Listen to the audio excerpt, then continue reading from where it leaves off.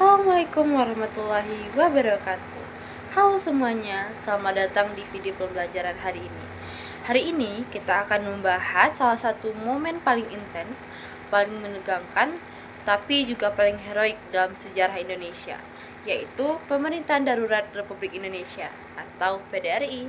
PDRI ini adalah momen ketika Indonesia hampir hilang dari dunia internasional, tapi justru bisa bangkit dan mempertahankan kedaulatannya. Dan hari ini kita akan bahas kisahnya secara lebih lengkap. Oke, kita mulai dari latar belakang dulu.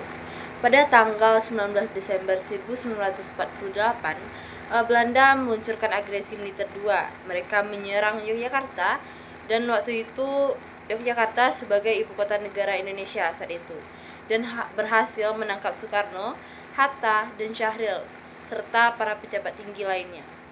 Bayangin, negara yang baru berumur 3 tahun, tetapi pemimpinnya tiba-tiba hilang, ditangkap. Kondisi ini kayak server down, gak ada presiden, gak ada pemerintahan, dan Belanda punya kesempatan untuk bilang ke dunia, Indonesia itu sudah gak ada. Tapi sebelum ditangkap, Soekarno dan Hatta sebenarnya sudah memberi mandat kepada Syafruddin Prawira Negara di Sumatera untuk membentuk pemerintahan sementara. Masalahnya, komunikasi putus, mandat itu nggak sampai, tapi justru disitulah titik baliknya dimulai. Walau tidak menerima mandat secara langsung, Syafruddin Prawira Negara memahami kondisi genting negara pada saat itu. Pada tanggal 20 Desember 1948 di Halaban, Sumatera Barat, ia mengumumkan berdirinya PDRI. Strukturnya jelas. Syafruddin Prawira Negara menjabat sebagai ketua, serta Tengku Muhammad Hasan sebagai wakil.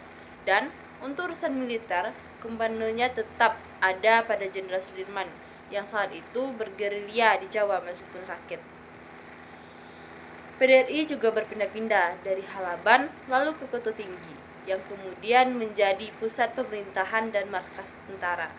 Sekarang kita akan mengenal sedikit dengan tokoh sentral PDRI, Syafruddin Prawira Negara. Beliau lahir di Serang, Banten pada tanggal 28 Februari 1911. Beliau dikenal sangat cerdas, disiplin, dan punya integritas yang luar biasa. Perannya dalam sejarah banyak banget. Yang paling terkenal tentu saja keberaniannya memimpin PDRI ketika seluruh pemimpin Republik ditangkap. Berkat kepemimpinannya, Republik Indonesia secara de facto dan de jure tetap diakui dunia. Di kemudian hari, beliau juga mengeluarkan kebijakan ekonomi terkenal, yaitu Gunting Syafruddin tahun 1950. Pokoknya Syafruddin Prawira Negara ini bukan tokoh sembarangan. Nah, sekarang pada bagian yang bikin Belanda pusing 7 keliling. Pada masa PDRI, strategi utamanya adalah taktik gerilya. Konsepnya sih simple tapi efektif. Itu seperti lari, hilang, dan muncul lagi di tempat lain. Perjuangan itu dilakukan dengan memanfaatkan hutan, gunung, dan pegunungan Sumatera. Pasukan Republik memutus jalur komunikasi Belanda, menyerang titik-titik lemah, dan bergerak cepat agar tidak tertangkap. Taktik ini bukan cuma efektif secara militer, tapi juga bikin PDRI tetap selamat meski diburu terus-menerus.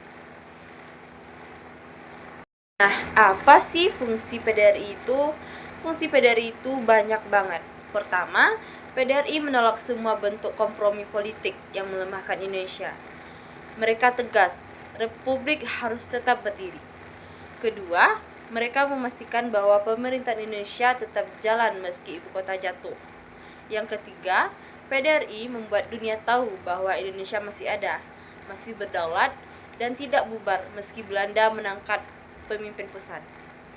Dan yang keempat, mereka berperan penting mengorganisasikan gerilya militer yang membuat gerakan perlawanan semakin solid.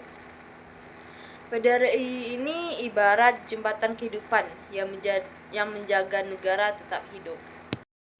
Perang PDRI bukan cuma di medan perang, tapi juga dalam diplomasi global, dalam perwakilan luar negeri, terutama melalui New Delhi. Suara PDRI tentang agresi Belanda menyebar luas.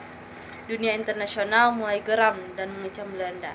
Akhirnya, tekanan global makin kuat dan Belanda makin kehilangan dukungan.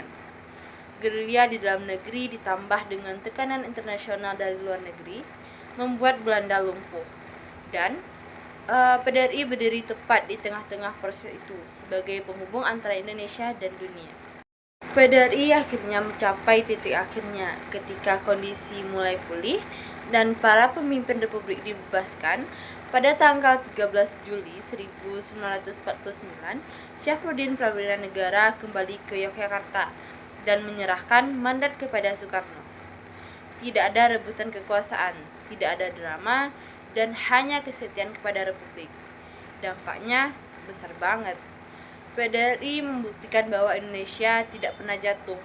Meski ibu kota diserang dan pemimpin ditangkap, PDRI juga meningkatkan legitimasi Indonesia di mata dunia, memperkuat persatuan dan nasionalisme, dan menjadi contoh kedewasaan politik anak bangsa. PDRI adalah bukti bahwa Republik ini kuat, bukan karena gedung atau jabatan, tapi karena orang-orang yang berani menjaga Indonesia di saat paling gelap.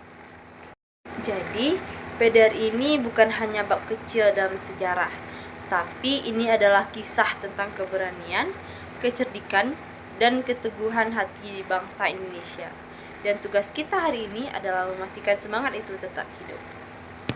Itulah kisah tentang PDRI yang sangat menggegerkan dunia dan mempertahankan Indonesia di mata internasional.